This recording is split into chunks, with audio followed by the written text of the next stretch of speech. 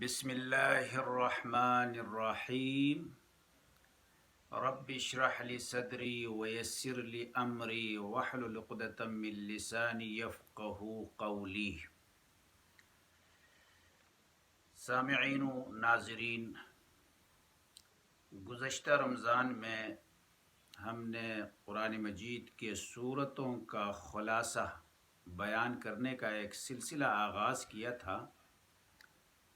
تو گزشتہ رمضان میں تقریباً سورہ فاتر تک ہم نے سورتوں کا خلاصہ حسب استعداد آپ لوگوں کے سامنے پیش کیا، اور آج پھر رمضان المبارک کا پہلا روزہ ہے اور دل چاہتا ہے کہ اسی سلسلے کو پھر آگے بڑھایا جائے تاکہ کسی کو فائدہ ہو جائے اور اسی ذریعے سے اللہ تعالی ہمارا بیڑا بھی پار کر لے۔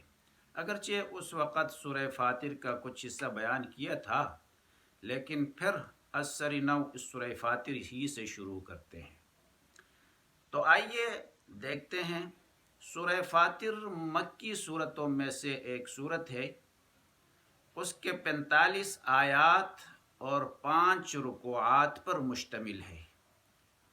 آغاز سورت کا اللہ تبارک و تعالیٰ کی بڑائی اور قدرت کاملہ کے بیان کے ساتھ کیا گیا ہے، جس میں تخلیق ارض و سما اور تخلیق ملائکہ کا بیان ہے، جو اللہ تبارک و تعالیٰ کی قدرت کو واضح کرتے ہیں۔ پھر یہ بھی بیان کیا جاتا ہے کہ اللہ تعالیٰ اپنی رحمت کا دروازہ کھول دے تو کوئی اس کو بند کرنے والا نہیں۔ جس کے لیے رحمت کا دروازہ کھول دے، خوش بختی کی بات ہے۔ اللہ ہم سب کے لیے اپنی رحمت کا دروازہ کھول دے، خصوصاً رمضان کے اندر تو کھولے جاتے ہیں، تو کوئی اس کو بند کرنے والا نہیں۔ اگر اللہ تبارک و تعالی رحمت کا دروازہ بند کرے، کوئی اس کو کھولنے والا نہیں ہے، اس لیے کہ قادر مطلق ذات ہے۔ اس میں رحمت سے مراد عام رحمت ہے، دنیاوی اور اخروی وغیرہ۔ انسانوں کو تنبیہ کیا جا رہا ہے کہ تمہارا رازق صرف کہ صرف اللہ تبارک و تعالی ہی ہے، کوئی اور رازق نہیں بن سکتا ہے۔ حضرت عامر بن عبد القیس رضی اللہ تعالیٰ عنہ نے فرمایا کہ جب صبح کو 4 آیتیں قرآن کریم کی پڑھ لوں تو مجھے یہ فکر نہیں رہتی کہ صبح کو کیا ہوگا، شام کو کیا ہوگا۔ میں مستغنی ہو جاتا ہوں ان 4 آیاتوں کو پڑھ کر۔ تو آئیے وہ آیتیں آپ بھی سن لیں اور آپ بھی ان کو اپنی زندگی کا ایک سلسلہ بنا لیں۔ ان میں سے پہلی آیات یہ ہے کہ ما یفتح اللہ للناس من رحمت فلا ممسک لها وما یمسک فلا مرسل له من بعد۔ ایک آیات تو یہ ہے۔ دوسری آیات ان یمسسک اللہ بضر فلا کاشف له الا هو وان یروک بخیر فلا راد لفضله۔ تیسری آیات سیجعل اللہ بعد عسر یسرا۔ اور چوتھی آیات وما من دابۃ فی الارض الا علی اللہ رزقها ویعلم مستقرها ومستودعها۔ تو حضرت عبد القیس عامر بن عبد القیس فرماتے ہیں ان 4 آیاتوں کو جب میں پڑھ لیتا ہوں تو مجھے تسلی ہو جاتا ہے، نہ صبح کا فکر رہتا ہے اور نہ شام کا۔ ان کو آپ بھی اپنی زندگی کا معمول بنا لیجیے۔ سورہ فاتر کے آیات نمبر 5 تا 8 آیات کا خلاصہ۔ اس میں اللہ تبارک و تعالی نبی کریم صلی اللہ علیہ وسلم کو تسلی دے رہا ہے کہ یہ لوگ جو آپ کو جھٹلا رہے ہیں یہ کوئی نئی بات نہیں ہے، بلکہ یہ صورتحال سابقہ انبیاء علیہم السلام کے ساتھ بھی ہوا ہے۔ ان کو بھی جھٹلایا کرتے تھے، مخالفت کیا کرتے تھے۔ نیز یہ بھی بتایا جا رہا ہے کہ کہیں دنیا اور دنیا کی زینت اور تفاخر، دنیا کے فریب تم لوگوں کو نہ بہکائے۔ دنیا کی فخر و مباحات اور دنیا کی زیب و زینت، ان سے تم دھوکے میں مت آ جانا، اور تم آخرت سے غافل مت ہو جاؤ۔ آج یہی ہوا ہے کہ لوگ دنیا کے زیب و زینت کے سلسلے میں، دنیا کے مفاد کے سلسلے میں آخرت کی زندگی کو بھول رکھے، اور شیطان کی طرف سے بھی یہ فکر نہ ہو جانا، بے فکر نہ ہو جانا، اس لیے کہ شیطان انسان کا ازلی دشمن ہے، اس سے بے فکر غافل ہو کر نہیں بیٹھنا چاہیے، وہ تمہارا دشمن ہے، اس کو ہمیشہ دشمن ہی سمجھنا چاہیے۔ شیطان کی چاہت ہمیشہ یہی ہوتا ہے کہ تمہیں جہنم رسید کر لے، تمہیں نقصان پہنچانے میں اس کو خوشی ہوتی ہے، تمہیں فائدہ آنے سے ان کو غم ہوتا ہے۔ نیز یہ بھی بتایا جا رہا ہے کہ کافر کے لیے عذاب شدید ہے۔ اللہ تبارک و تعالیٰ دنیا میں انسان کو موقع دے رکھا ہے، اس میں بھی اگر فائدہ نہ اٹھائے، اللہ کے کفر میں زندگی گزارے، تو اس کے لیے عذاب شدید۔ ایمان والوں کے لیے اجر عظیم کا وعدہ اللہ نے ان آیاتوں کے اندر فرمایا ہے۔ جو محنت کریں گے، اچھا عمل کر لیں گے، ان کا عمل ضائع نہیں ہوگا۔ یاد رہے کہ آیات نمبر 8 میں، یہ آیات نمبر 8 اس وقت نازل ہوئی تھی جبکہ نبی کریم صلی اللہ علیہ وسلم نے یہ دعا کی تھی، یا اللہ اسلام کو عزت و قوت عطا کر دے، عمر بن الخطاب کے ذریعے یا ابو جہل کے ذریعے۔ اللہ تبارک و تعالیٰ نے عمر بن الخطاب کے حق میں اس دعا کو قبول کیا، ہدایت سے نوازا، اسلام کو بہت ہی قوت حاصل ہوا، اور ابو جہل اپنے گمراہی میں رہا اور جہنم رسید ہو گیا۔ 8ویں آیات میں اس بات کا تذکرہ موجود ہے۔ آیات نمبر 9 تا 14 کا خلاصہ اللہ کی قدرت کاملہ کو بیان کیا جاتا ہے، نیز مرنے کے بعد دوبارہ زندہ ہونے کی نظیر کو پیش کیا جاتا ہے۔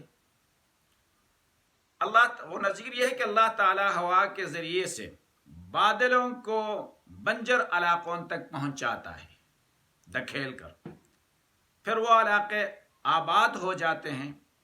ایسے ہی مردوں کو بھی دوبارہ اٹھائے گا، جیسا ایک بنجر علاقہ بالکل سرسبز و شاداب ہو جاتا ہے، اسی طریقے سے مردوں کو دوبارہ زندہ کرنے میں کوئی اس میں اتنی عقل میں آنے والی بات ہے کہ مردوں کو دوبارہ اللہ زندہ کر سکتا ہے۔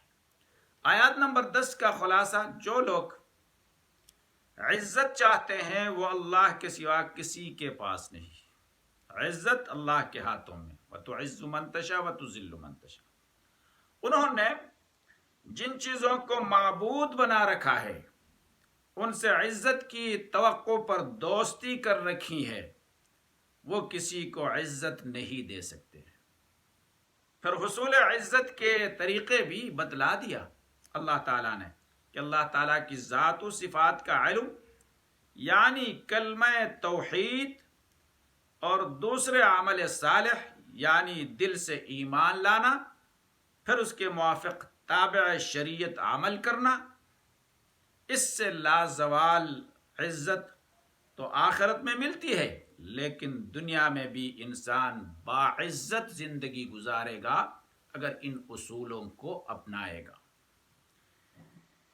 ایک حدیث میں رسول اللہ صلی اللہ علیہ وسلم کا ارشاد ہے کہ اللہ تعالیٰ کسی قول کو بغیر عمل کے، اور کسی قول و عمل کو بغیر نیت کے، اور کسی قول و عمل اور نیت کو بغیر مطابقت سنت کے قبول نہیں کرتا ہے۔ اس بات کو ایک بار پھر سن لیجئے، حدیث کا مفہوم ہے، آپ صلی اللہ علیہ وسلم کا ارشاد گرامی ہے، اللہ تعالیٰ کسی قول کو بغیر عمل کے اور کسی قول و عمل کو بغیر نیت کے، اور کسی قول و عمل اور نیت کو بغیر مطابقت سنت کے قبول نہیں کرتا ہے۔ تو جو بھی عمل کیا جائے وہ سنت کے مطابق ہونی چاہیے، خلوص نیت کے ساتھ ہونی چاہیے۔ تو یہ قبولیت کے لیے ایک شرط حدیث کے روح سے بتا دیا گیا۔ آگے یہ بتایا جا رہا ہے کہ انسان کے عمر کا کم ہونا یا زیادہ ہونا یہ عند اللہ مقرر ہے، پہلے سے لکھی ہوئی ہے، لیکن البتہ بعض نیک اعمال ایسے ہیں کہ جن کے کرنے سے عمر میں برکت آ جاتی ہے، جیسے صلہ رحمی کو نبھایا جائے، کر لیا جائے، انسان کے عمر کے اندر برکت آ جاتی ہے، ورنہ بے برکتی ہوتی ہے۔ لیکن اس کے تعداد کے اندر، ہندسے کے اندر کچھ کمی زیادتی نہیں ہوتی ہے، جو مقرر ہے وہی مقرر ہوتا ہے۔ اور اللہ تعالیٰ کی قدرت یہ بھی بیان کر دی گئی ہے کہ اللہ تعالیٰ نے 2 قسم کے دریا پیدا فرمایا ہے، 2 قسم کے دریا، ایک شیرین میٹھا اور دوسرا شور یعنی نمکین۔ ان دونوں قسم کے دریاؤں میں انسانوں کو مچھلی بھی حاصل ہوتے ہیں اور زیورات کے لیے موتی بھی حاصل ہوتے ہیں۔ نیز یہ بھی بتایا گیا کہ اللہ کے سوا کوئی بھی تمہاری پکار کو نہیں سنیں گے، اگر بات سنیں گے لیکن مطلوب کو پورا کرنے کی صلاحیت ان میں نہیں ہوتی ہے، یا ہر جگہ وہ موجود نہیں ہوتے ہیں۔ یہ صرف اللہ کی ذات کو حاصل ہے جو ہر جگہ موجود، علام الغیوب، اور ہر قسم کے مطلوب کو پورا کر سکتا ہے۔ یہاں ان لوگوں کا بیان ہے جو اللہ کو چھوڑ کر بت پرستی اختیار کرتے ہیں، یا خواہشات پرستی اختیار کرتے ہیں، یا اوہام پرستی اختیار کرتے ہیں، یا انسان پرستی اختیار کرتے ہیں، تو وہ لوگ کبھی بھی آپ کے مطلوب کو پورا نہیں کر سکیں گے، نہ آپ کی پکار کو سنیں گے۔ آیات 15 تا 26 کا خلاصہ۔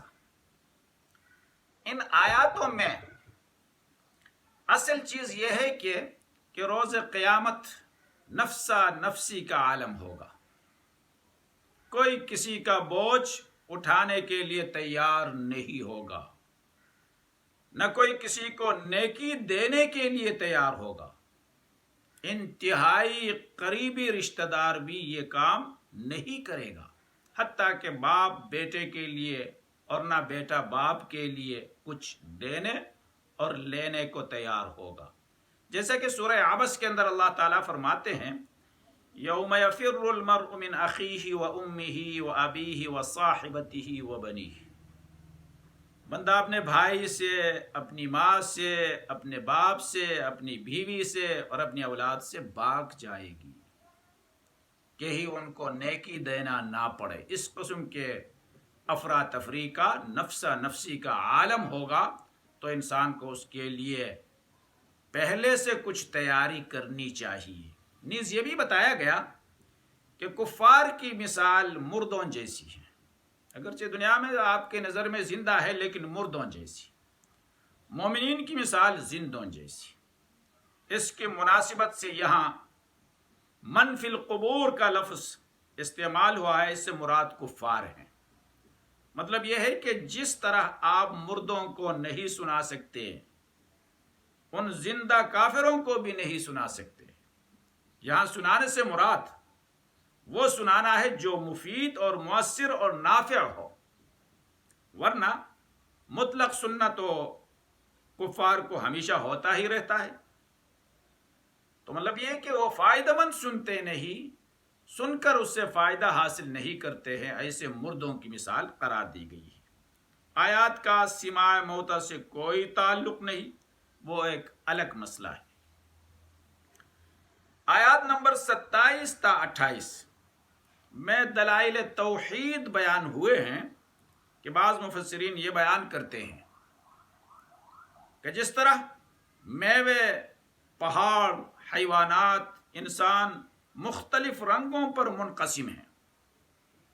اسی طرح خشیت اللہ میں بھی لوگوں کے درجات مختلف ہیں، کسی کو اعلیٰ درجہ حاصل ہے، کسی کو کم، اور مدار اس کا علم پر ہے، مدار اس کا علم پر ہے۔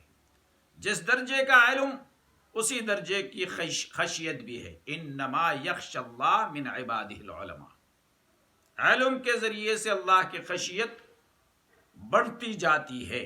حسن بصری رحمہ اللہ نے اس آیات کی تفسیر میں فرمایا کہ عالم وہ شخص ہے جو خلوت و جلوت میں اللہ سے ڈرے، اور جس چیز کو اللہ نے ترغیب دی ہے وہ اس کو مرغوب ہو، اور جو چیز اللہ کے نزدیک مبغوض ہے اس کو اس سے نفرت ہو۔ یہ عالم کی شان ہونی چاہیے۔ حضرت عبداللہ ابن مسعود رضی اللہ تعالیٰ عنہ نے فرمایا، یعنی بہت سی احادیث یاد کر لینا یا بہت باتیں کرنا یا شعلہ بیان ہونا کوئی عالم نہیں، یہ کوئی علم نہیں ہے، بلکہ علم وہ ہے جس کے ساتھ اللہ کا خوف ہو، چاہے جتنا بھی۔ شیخ شہاب الدین سہروردی رحمہ اللہ نے فرمایا کہ اس آیات میں یعنی انما یخشی اللہ من عبادہ العلماء میں اشارہ پایا جاتا ہے کہ جس شخص میں خشیت نہ ہو وہ عالم نہیں ہے۔ اس کی تصدیق اکابر سلف کے اقوال سے بھی ہوتی ہے۔ خشیت ضروری ہے۔ حضرت ربیع بن انس نے فرمایا، یعنی اللہ سے نہیں ڈرتا ہے مگر عالم ڈرتا ہے۔ اللہ سے ڈرنا ہو اس کے لیے علم کی ضرورت ہے۔ تو آج کے لیے سورہ فاطر کے آیات نمبر 28 تک آپ لوگوں کے سامنے اس کا خلاصہ بیان کیا۔ اللہ تعالیٰ اس پر عمل کرنے کی توفیق عطا فرمائے، اور یہ بھی اپنے ذہن میں رکھیے کہ ایک زبردست مہینہ ہمارے پاس آیا ہے جو ایک مہمان کے طور سے اس کی عظمت، اس کی شان سال کے 12 یعنی 11 مہینوں پر فوقیت رکھتا ہے۔ تو اس سے بھرپور فائدہ اٹھانے کی کوشش کر لیجئے، عبادت کر لے، تلاوت کر لے، نفل پڑھ لیجئے، تراویح پڑھ لیجئے، قرآن سن لیجئے تراویح کے اندر، اور انسان سحری کے لیے تو اٹھتا ہے تو کم از کم کچھ پہلے اٹھ کر تہجد کا اہتمام کر لے، استغفار کا اہتمام کر لے، کہ اس مہینے کے اندر اپنے گناہوں کو بخشوانے کے لیے ایک زرین موقع ہے۔ پتہ نہیں اگلے رمضان تک ہم زندہ رہ بھی سکتے ہیں یا نہیں، اس کا کوئی پتہ نہیں، زندگی کا کوئی گارنٹی نہیں۔ ہر آئے لمحہ موت کے انتظار میں ہے، اور ساتھ ساتھ یہ بھی درخواست ہے کہ جو وبا آئی ہے اپنی دعاؤں کے اندر اس وبا سے چھٹکارے کے لیے دعائیں کرتے رہیں کہ اللہ تعالیٰ اس وبا کو ہم تمام امت مسلمہ سے اس کو اٹھائے، اس سے ہمیں چھٹکارا عطا کر لے، اور رمضان کی برکتوں سے ہمیں نواز دے، فضیلتوں سے ہمیں نواز دے۔ وما علینا الا البلاغ۔